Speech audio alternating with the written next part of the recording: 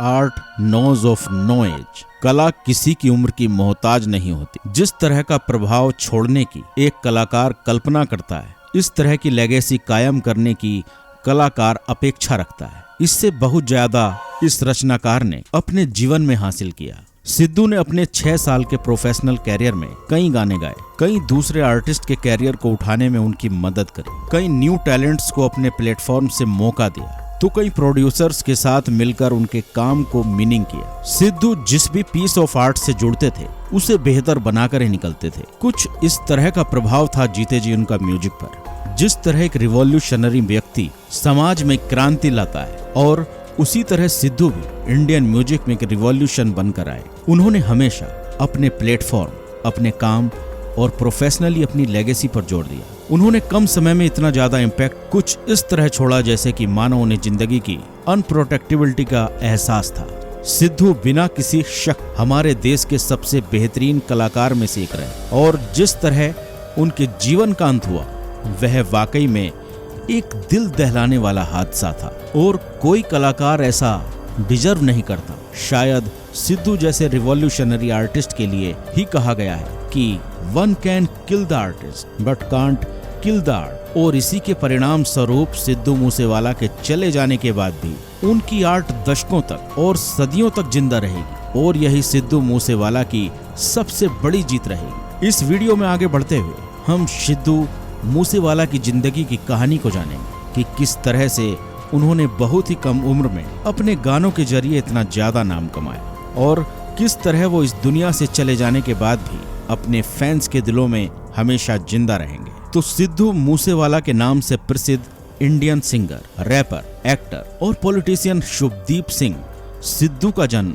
11 जून 1993 को पंजाब के मनसा डिस्ट्रिक्ट के मूसा गांव में एक परिवार में हुआ था। पढ़ाई के क्षेत्र में काफी रुचि रखने वाले सिद्धू ने अपनी प्राइमरी एजुकेशन के बाद इंजीनियरिंग का फैसला किया, और इसके लिए उन्होंने पंजाब के ही गुरु नानक देव इंजीनियरिंग कॉलेज में दाखिला लिया और बैचलर्स की डिग्री प्राप्त की। पढ़ाई के साथ साथ सिद्धू को बचपन से ही म्यूजिक में काफी इंटरेस्ट रहा। उनके घर वाले और स्कूल मेट्स बताते हैं कि क्लास 5 से ही सिद्धू फोक म्यूजिक गाया करते थे, और इसी क्रम में उन्हें हिप हॉप म्यूजिक से विशेष लगाव हो गया, क्योंकि अमेरिकन रैपर टुपाक से सिद्धू काफी इन्फ्लुएंस है। म्यूजिक में अपने इंटरेस्ट को देखते हुए इन्होंने अपने म्यूजिक स्किल्स को डेवलप करने का फैसला करा, और इसके लिए उन्होंने लुधियाना में अपनी ट्रेनिंग शुरू कर दी, और इसके बाद खुद को एक स्किलफुल सिंगर बनाने में कोई कसर नहीं छोड़ी।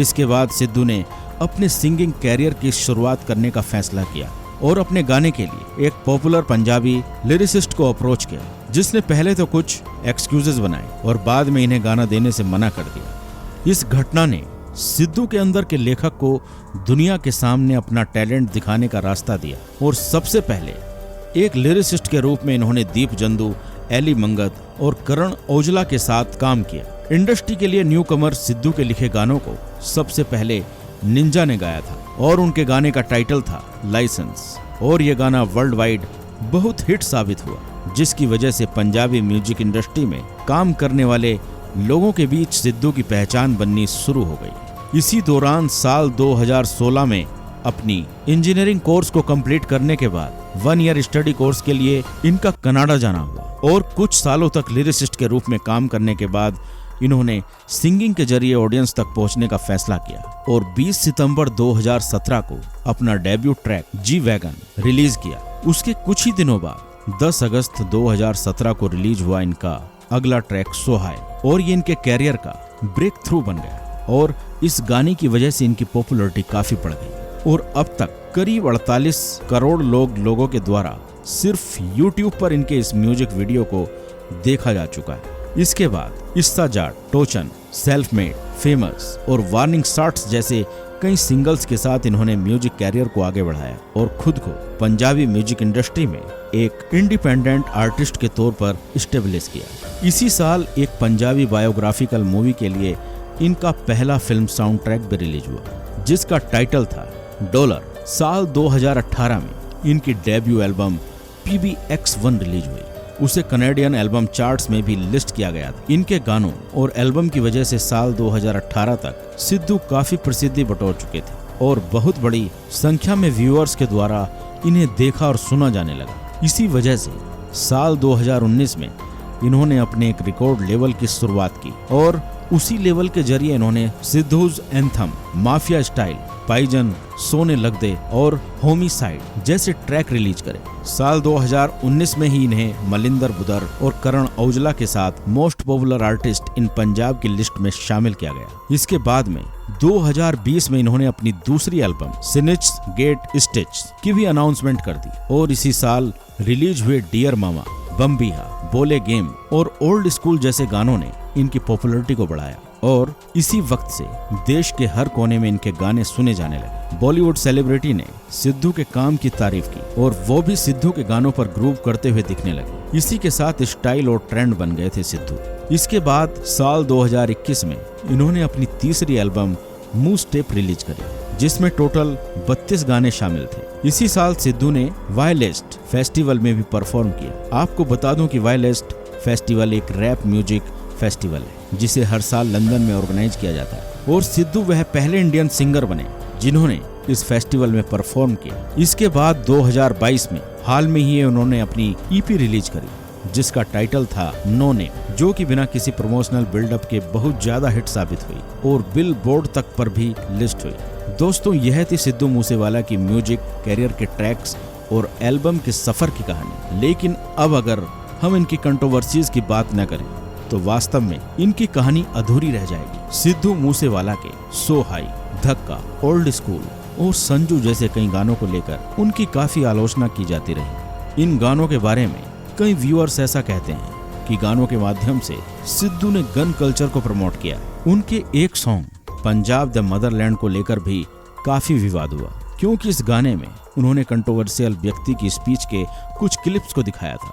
इसके बाद अप्रैल 2022 में रिलीज हुआ इनका ट्रैक एस्केप गॉड भी पॉलिटिकल कंट्रोवर्सीज का कारण बना। फिर मई 2020 में सिद्धू मूसेवाला की 2 वीडियो इंटरनेट पर काफी वायरल हुई थी जिसमें इन्हें AK-47 को ऑपरेट करने की ट्रेनिंग लेते देखा गया था और इस ट्रेनिंग के दौरान इनके साथ कुछ पुलिसमैन भी थे। इस वीडियो के वायरल होते ही आर्म्स एक्ट के तहत इनके खिलाफ कई केसेस रजिस्टर किए गए, पर बाद में कोई भी स्ट्रॉन्ग केस न होने की वजह से सिद्धू ने बेल करवा ली। इसके अलावा करण औजला के साथ सॉफ्ट कंट्रोवर्सीज में भी हिस्सा लिया, जहां दोनों आर्टिस्ट अपने सॉन्ग, सोशल मीडिया हैंडल्स और लाइव परफॉर्मेंस के माध्यम से एक दूसरे को रिप्लाई देते रहते थे, जिसे हम सॉफ्ट कंट्रोवर्सीज भी कह सकते हैं। सिद्धू के गुजर जाने के बाद करण औजला ने अपने इंस्टाग्राम हैंडल से शोक भी जताया और उनके परिवार को कंडोलेंस भी दी।